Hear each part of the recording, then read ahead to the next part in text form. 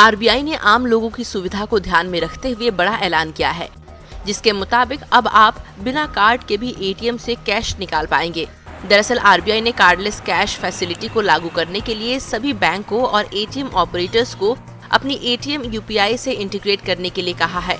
इसके लिए national payments corporation of India यानी एनपीसीआई को भी कहा गया है। इस तरह के लेन देन में यूपीआई से ग्राहक की पहचान सुनिश्चित होगी, जबकि सेटलमेंट एटीएम नेटवर्क या नेशनल फाइनेंस स्विच से होगा। भारतीय रिजर्व बैंक ने अपने नोटिफिकेशन में कहा है कि देश के सभी बैंकों और एटीएम ऑपरेटर्स को कार्ड के बिना कैश निकालने की फैसिलिटी देनी होगी।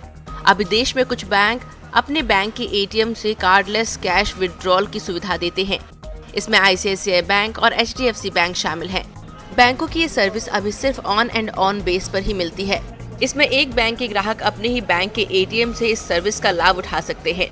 आरबीआई का ये नया नियम लागू होने के बाद अब देश के सारे बैंक और एटीएम पर यह सर्विस शुरू हो जाएगी। इसका मतलब ये हुआ कि आप भले ही किसी भी बैंक के ग्राहक हो, आप किसी भी बैंक के एटीएम से कार्ड के बिना कैश निकाल सकेंगे।